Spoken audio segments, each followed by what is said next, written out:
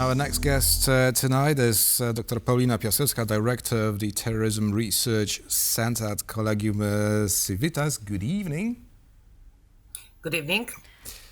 Thank you very much for joining us. Now, like I said, we are now concentrating on Israel and Iran and the much anticipating retaliation from Israel. However, we would like to talk to you about the situation in the Gaza Strip and about hostages that are being held over there. Are there any new information during these days that we have been concentrating on Iran about hostages and their whereabouts? Well, actually, not that much is known. What we do know about the situation of the hostages, the first and foremost, is the fact that I don't think that there is much chance for really working out the cooperation or common solution for just sending them home. This is the last, I think, hope for Hamas to stop the Israeli government and Israeli military from going over Gaza with the comb that will just try to eliminate even last shreds of any sort of strength that Hamas has left. And this tradition of hiding among civilian population and this tradition of hiding behind the backs of the hostages, this is something that, well, not only Hamas, but generally the terrorist organizations around the world keep as their most important tool, the most important tool in their arsenal.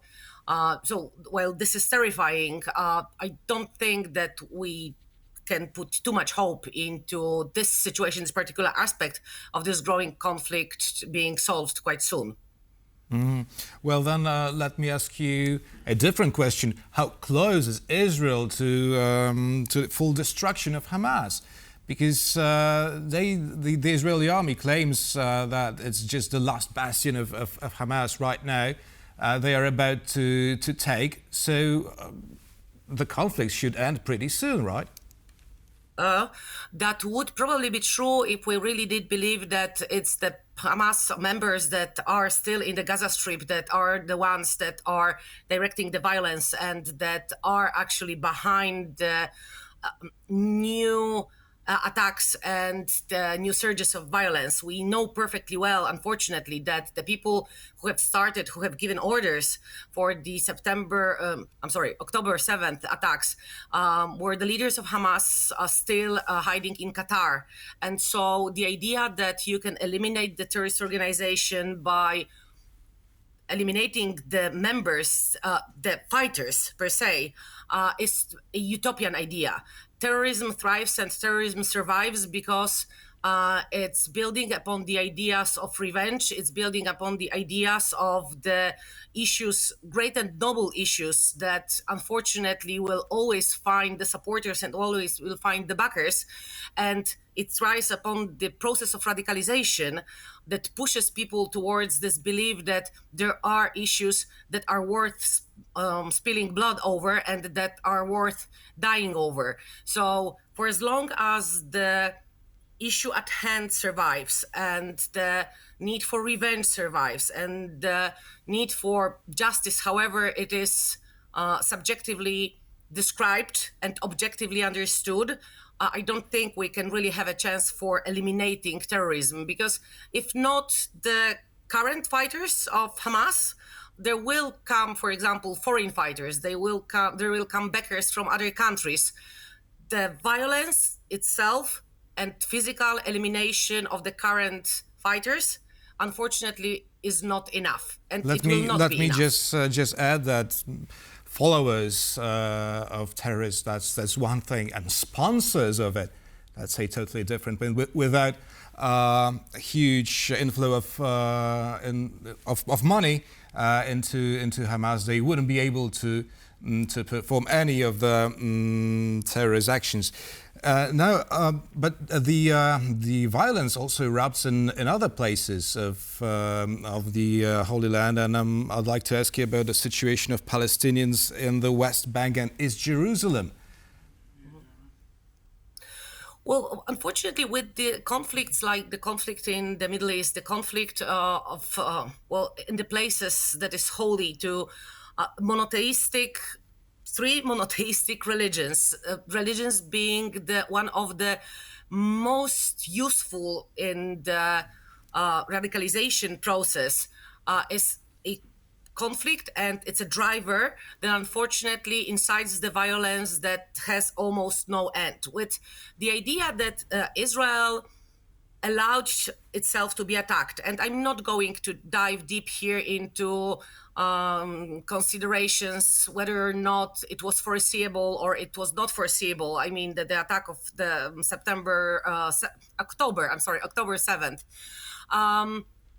There's still some political benefit to be taken from the fact that Israel is being attacked by Hamas, that's closely, unfortunately, by many connected with the whole Palestinian population. It gives the credibility to and justification to fighting against not only the Hamas, but also the supporting Palestinian population. It gives the fuel to the belief in Israel that the Western Bank is the place in which the Jewish settlements should be allowed to exist and thrive.